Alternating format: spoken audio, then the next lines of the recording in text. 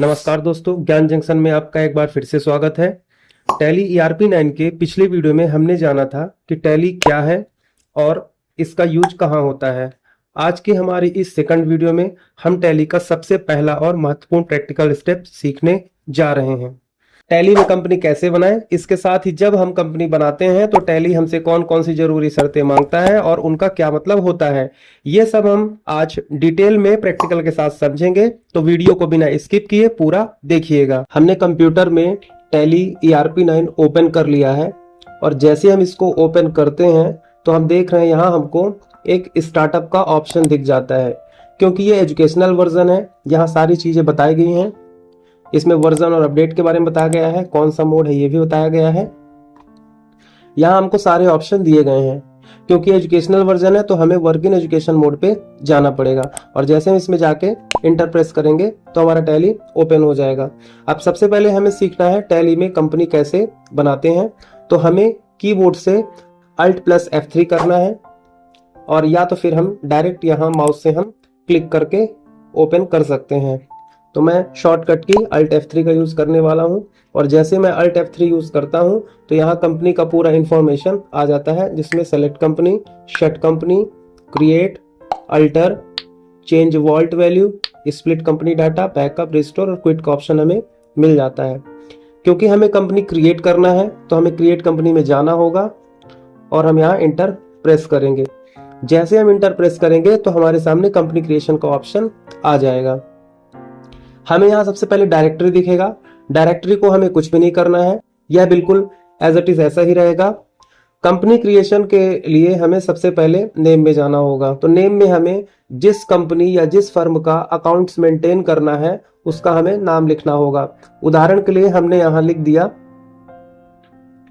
ABC cloth store, अर्थात हम ABC cloth store का अकाउंट्स मेंटेन करने वाले हैं। इसके बाद हम इंटर करेंगे। प्राइमरी मेलिंग डिटेल्स में आ जाते हैं। इसमें हमें एड्रेस दे देना है।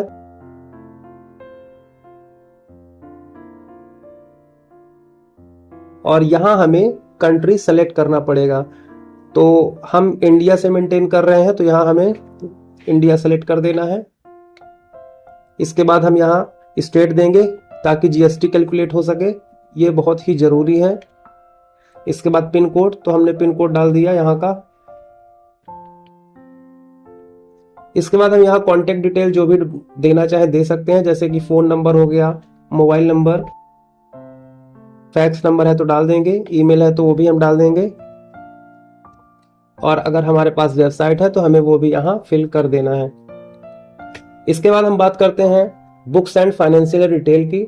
ये सबसे इंपॉर्टेंट होता है। अगर हम यहाँ गड़बड़ी कर देंगे तो हमारी कंपनी क्रिएशन में आगे प्रॉब्लम हो सकती है और हम अकाउंटिंग नहीं कर सकते हैं। क्योंकि अभी जो वर्तमान में फाइनेंशियल ईयर चल रहा है वो 1 अप्रैल 2026 चल रहा है। तो यहाँ हमेशा हमें 1 अप्रैल ही रखना है, जबकि फाइनेंशियल ईयर बदलता रहता है। तो अभी का जो फाइनेंशियल ईयर है वो 1/4/2026 है। फिर आते हैं books beginning. Books beginning from का मतलब होता है कि हम टैली में कब से अकाउंटिंग कर रहे हैं, या हम यह कह सकते हैं कि हम अपना बिजनेस कब से स्टार्ट कर रहे हैं, उसका हिसाब हम कब से कर रहे हैं। तो जब से हमारा बिजनेस स्टार्ट होता है वही डेट हमें यहाँ देनी होती है। तो हमने बाय डिफॉल्ट ये मान लिया है कि जो हमारा फाइनेंशियल ईयर है वही हमारा बुक बिगनिंग फ्रॉम है, तो हमने वही डेट यहाँ रख ली है। इसके बाद हम इंटर प्रेस करेंगे। अब आते हैं वॉल्ट पासवर्ड में। टैली ERP9 या टैली प्राइम में वॉल्ट पासवर्ड एक विशेष पासवर्ड है जिसका उपयोग कंपनी के डेटा को इनक्रिप्टेड करने के लिए किया जाता है, जिससे डेटा गोपनीय और सुरक्षा सुनिश्चित हो जाती है। इसे कंपनी बनाते समय सेट किया जाता है और यह केस सेंसिटिव होता है। भूल जाने पर इसे रिकवर करने का कोई विकल्प नहीं होता है। तो हम इसे स्किप करेंगे और हमें एंटर कर देना है। अब यहाँ हमें दिखेगा use security control. Use security control का मतलब होता है कि हमारे टैली में जो भी डेटा या हिसाब बनाया जाता है वो दूसरा कोई देख ना पाए, सुरक्षित रहे। तो उसके लिए हमें टैली में यूज सिक्योरिटी कंट्रोल का फीचर्स दिया जाता है। इसे हमें एस कर लेना है और जैसे हम इसको यस करते हैं तो यहाँ हमें एडमिनिस्ट्रेटर का नेम, पासवर्ड रिपीट करने का ऑप्शन दिख जाता है। तो हम यहाँ नाम टाइप कर लेते हैं। इसके बाद हम पासवर्ड दे देंगे, रिपीट करेंगे पासवर्ड और हम एंटर प्रेस करेंगे। इसके बाद आता है ऑडिट फीचर्स। ऑडिट फीचर्स का यूज जो है सीए के लिए होता है। जब इसकी जांच होती है तो हमें इसका इस्तेमाल करना होता है, तो हमें इसे कुछ नहीं करना है, ये हमें नो ही रखना है।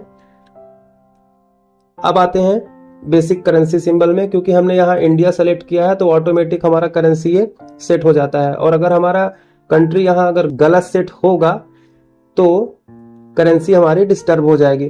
तो सबसे पहले हमें इस बात का ध्यान रखना है कि जब भी हम अकाउंटिंग के लिए कंपनी क्रिएट करें तो हमें टैली में करेंसी जरूर एक बार चेक कर लेना, क्योंकि बिना इसके आगे अकाउंटिंग नहीं हो पाएगी।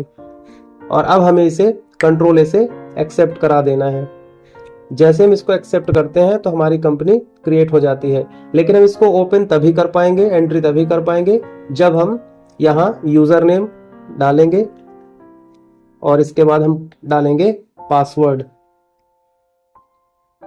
करेंगे एंटर, और ये हमारी कंपनी एबीसी क्लॉथ स्टोर के नाम से आ चुकी है।